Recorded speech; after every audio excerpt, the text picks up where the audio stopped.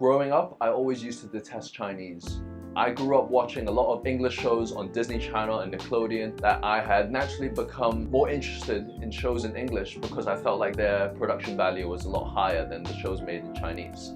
This then made me more inclined to learn more about Western culture, Western entertainment, Western produced video games and Western technology and everything in the West. And naturally over time, the gap in my Chinese and English proficiency gradually grew wider and wider. This changed about 2 to 3 years ago when I had that long overdue realization that the impression I had of China, which I was given more than 10 years ago, that it was barbaric and outdated, was no longer applicable. And it was then when I had my newly found desire to really work on my Chinese so that I can better appreciate what modern Chinese culture is like, and for me to be able to appreciate the developments that are currently going on in mainland China. So this video serves as a reminder to myself of my progression throughout the last couple of years and motivated myself to keep going with this. And the reason why I had thought of this was because I recently texted a couple people that I hadn't texted for a few years, and by looking at those old messages, I was able to sort of see how much my Chinese has actually progressed, even though it doesn't feel like it. The first one is from a friend that I had texted 2 years ago in my second year whilst I was having a Chinese course which was part of my program. And in this short Chinese course, I was struggling so hard that I had to send screenshots of these simple bits of Chinese text to my friend in order for them to translate for me, which I don't need anymore. Another one is texting an old scuba diving instructor who I met a few years ago and I was contacting this week. Looking back, I used to only be able to communicate with him or anyone by texting in English, but now I'm able to quite comfortably text Chinese and communicate with people using colloquial Chinese on text rather than always relying on English. So the first step I took in trying to improve my Chinese was to visit Beijing. My medicine program at HKU gives us a gap year in our third year, which they call the enrichment year. During this year, we're supposed to find activities and things to do outside of our traditional curriculum, and we're supposed to do things that are able to enhance our ability to practice medicine in the future. This wasn't what I had in mind because I really wanted to work on my Chinese, and I decided to go to the Beijing Language and Culture University where I attended a Chinese language program that was meant for foreigners because I wanted to learn Chinese and Mandarin from scratch. There, not only did I attend daily Chinese lessons that were part of my course, but I also got extra tuition lessons outside of the university in the afternoons because I really wanted to make the most out of the short time I had up in China. And what I thought was actually the best experience I had was when I finally got a part-time job, which was actually my first job, at KFC in Beijing. This was important to me because not only had I never had a proper job before, but I just really wanted to have the exposure to true local mainlanders where I would encounter at the cashier, because I wanted to be able to learn to understand their day-to-day colloquial speech along with being able to comprehend their very heavy and thick accents. I also spent a lot of my free time just watching a lot of Chinese shows, constantly having my phone at hand, searching through the dictionary or translator apps for me to pick up sort of colloquial phrases that I otherwise wouldn't be able to learn through books. After coming back from Beijing, I started to think about how I could keep up my exposure to Chinese because I didn't want to be too rusty when I finally have the chance to go back. So I decided to change anything I had in English into Chinese. This started with changing the language settings on my phone to Chinese, and then eventually changing the settings on my laptop onto Chinese as well. And eventually I also started reading the news on Chinese platforms rather than English ones as well.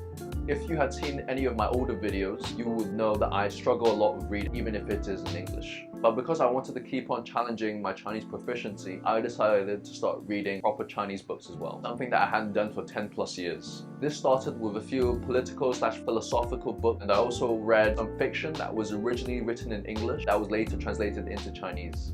This is actually a great tip to read a book that is written in English, which is then translated into the language of your choice, because even though now the whole book is in Chinese, the style of writing as well as the sentence structures are still the way English books are written. So the whole experience of reading a Chinese book for the first time isn't as overwhelming as it would be.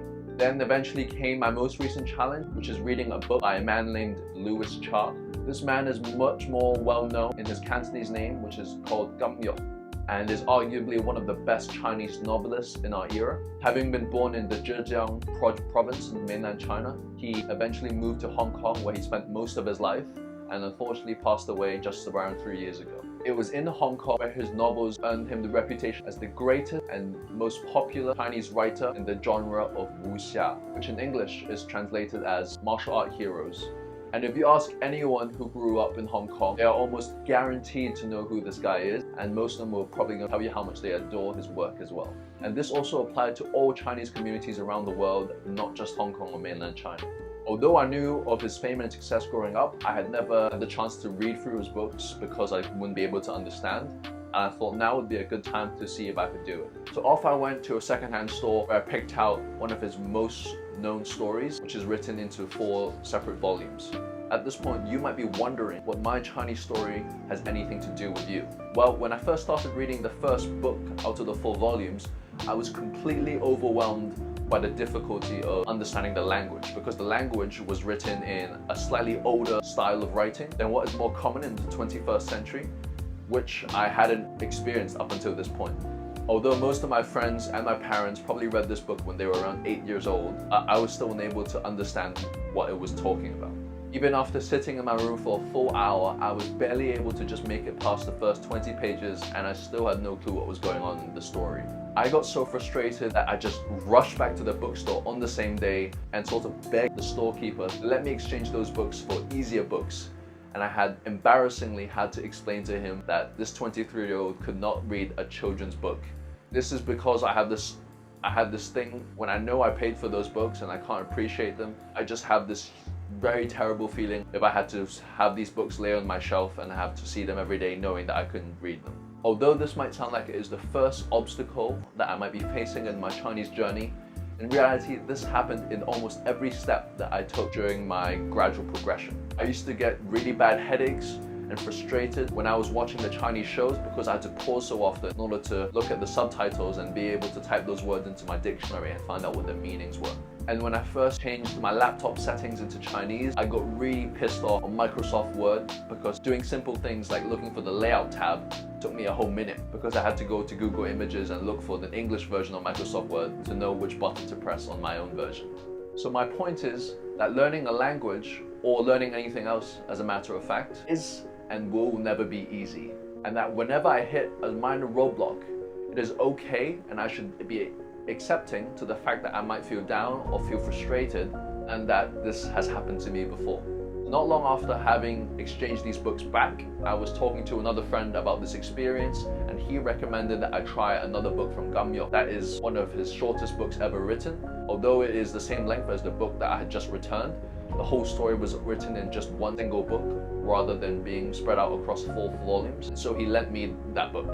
Somehow this time around I was able to actually understand the text a lot better and was even actually enjoying the whole process of going through the book. In fact, when I just finished the book just last weekend, I actually felt like this was probably one of the best fictional books that I had read, topping all the other English books that I had read in the last year as well.